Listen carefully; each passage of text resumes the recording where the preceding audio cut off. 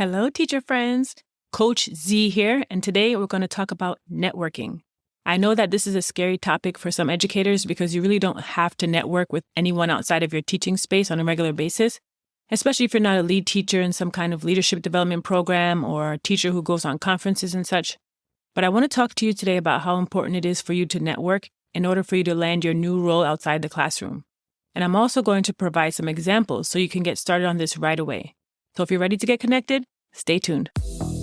Welcome to the UX Teacher Prep Podcast, the ultimate destination for educators who aspire to break into the field of user experience and product design. Your host, Z Arnold, a 15-year teacher turned UX researcher, is here to guide, coach, and mentor you through every twist and turn as you make your career transition into tech. If you're ready for a more satisfying career and lifestyle, and you want the balance to unleash your creativity, this podcast is for you. Now for the show.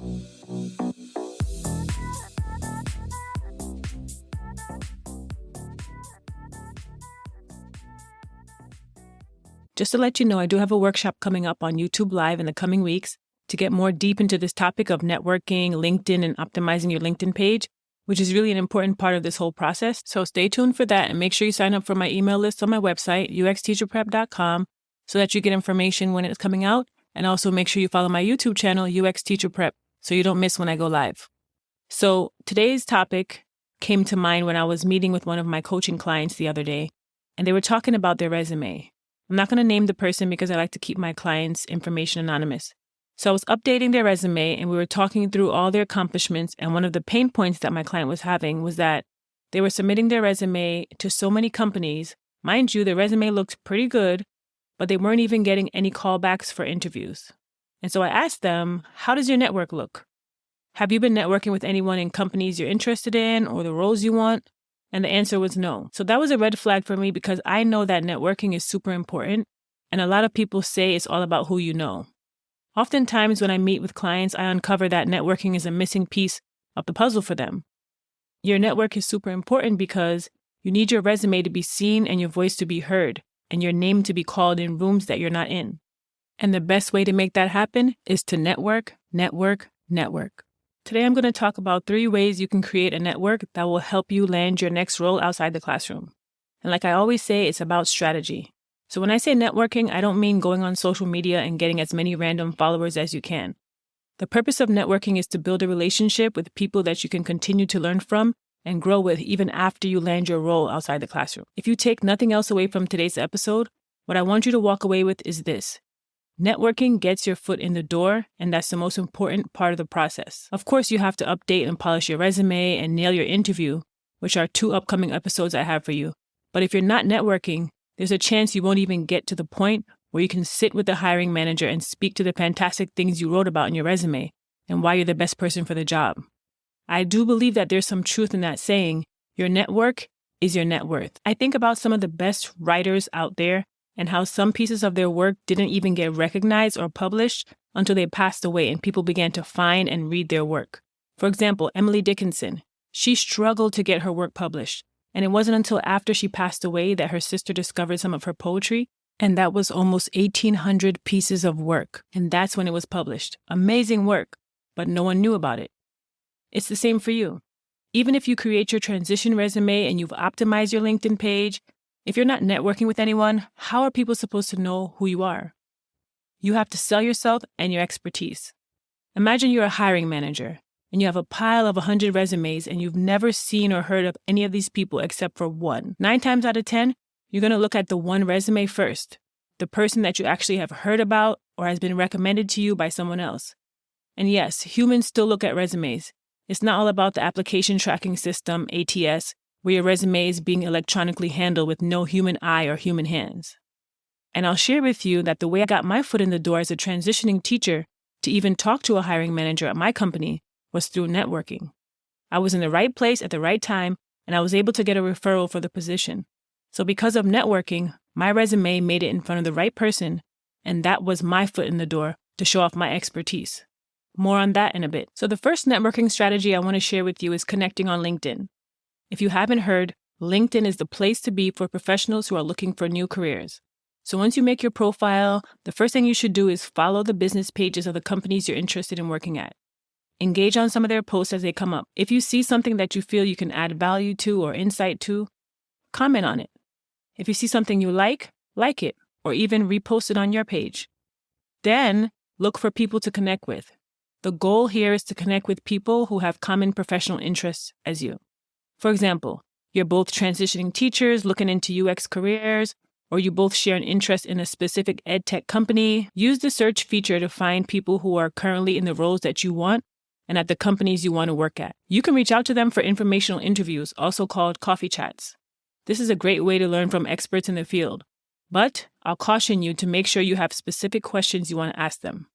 And these should be questions that you've already researched and can't find answers to online through a simple search. Everyone's busy, and if you reach out to someone with 30 questions and want to pick their brain for free, that's going to be a hard sell. Time is money. So try to have 2 to 3 specific questions you'd like to ask them, and when you reach out, let them know what you want to learn from them. Don't ask anything that you can research on Google. When I first got on LinkedIn, I got the premium version. They had a free trial, so I could have credits to inbox a certain amount of people each month. Then later on, I actually ended up buying the premium version for $40 a month, $39.99, so I'd be able to continue networking that way. But if you don't have the money, you can certainly continue to comment on posts, like and share posts, and of course, contribute with your own content and insightful ideas.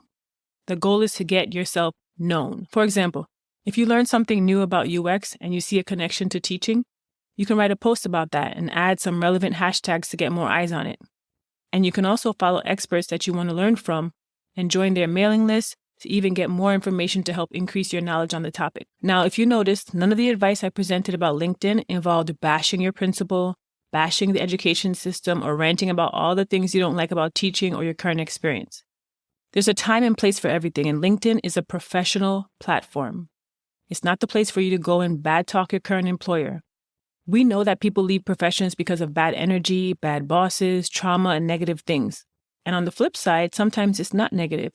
It's about outgrowing a company and wanting new experiences or wanting more pay or to make a greater impact. What you don't want to do is go on LinkedIn and talk about all the negative things that are happening at your job or all the negative feelings you're getting during the interview process. And I'm saying this because I've seen it so many times on LinkedIn, especially from transitioning teachers.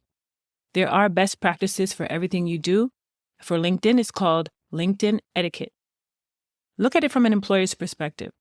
This type of behavior is extremely unprofessional, and a hiring manager seeing that is going to think, well, if things don't work out for them at my company, they'll probably go on LinkedIn and do the exact same thing and bash our company. So why would I hire them?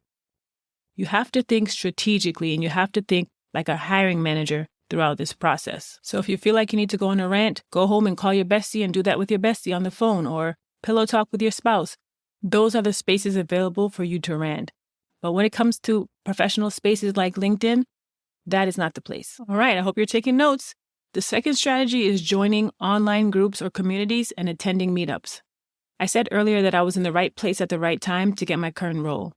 And I'll tell you a little bit more about that now. So I joined a Slack community that aligned with the career goal that I had. So Slack is like a messaging app for professionals, and a lot of companies, especially remote ones in tech, use it as a way for colleagues to communicate. The community is called the UX of EdTech, and it has a lot of teachers who are interested in UX and product careers and former teachers who've transitioned to UX. Really great community with a lot of support, a lot of resources, and people just live in there every day having conversations about UX and about teachers and transitioning. I saw a posting come up for a UX designer role and I jumped on it. I inboxed the employee who posted the position with a friendly note saying I saw the post and I asked if I could use his name on my application. I sent him a private inbox message. Make a note of that. He said yes, and honestly, I'm sure he did a bit of research on me to see how I interacted in the community and make sure he was okay with me using him as a reference. And I had been doing my part by posting in the community and engaging with others in a professional manner. I don't think he would have said yes if I wasn't doing that. So besides Slack communities, you can also join meetup groups. I use this app called Meetup, and I've found it useful to get connected with local UX researchers and also to attend virtual UX events and other tech events. There are Facebook groups for transitioning teachers and for tech industries, Mighty network groups, Clubhouse groups, and the list goes on. There's so many ways to get connected, And within these communities, you can learn about upcoming conferences and workshops where you can network with others in your future role. And it's great because the host will usually invite you to drop your LinkedIn profile link in the chat to easily connect with other people. And sometimes they even collect more information from guests and compile it into a spreadsheet and send it out to all the attendees so they can continue to nurture those relationships even after the workshop. And the last strategy I want to share with you is one you maybe haven't considered. It's talking to family and friends in other careers to learn what their role is like. Tell them that you might be looking into other roles. You can even say part-time roles if you're not ready to reveal that you're leaving the classroom or you're leaving teaching. And tell them that you'd love to hear about what they do. You'd be surprised how many people you have in your circle already who have awesome careers that you might be interested in pursuing. You can even ask them to let you know about upcoming positions or postings, and that's your foot in the door right there. So look at your circle and see who you have around you and talk to family members, talk to friends, talk to your spouse's friends or your significant other's friends, and try to see if you can connect with people who are in companies that you may be interested in or roles that you may be interested in. So that's it for today's episode, and I really look forward to continuing this conversation with you on my YouTube Live when we'll talk more about networking and LinkedIn. If you have any questions about what I discussed in today's episode, feel free to DM me on Instagram. I respond to every message I receive. Or if you want to learn more about how UX Teacher Prep can help you with your transition, visit uxteacherprep.com. Thanks so much for listening, and we'll talk next week. Hey, thanks so much for tuning in. If you like this podcast, hit follow and scroll down to leave a 5-star rating, then share it with a friend. If you're looking for resources to help you on your tech transition journey, head over to uxteacherprep.com. Follow us on LinkedIn and Instagram at uxteacherprep for daily tips and motivation. Have a topic you'd like to hear addressed on the show? Send us a DM on Instagram. If you're listening on YouTube, like, subscribe, and share. Until next time, be well.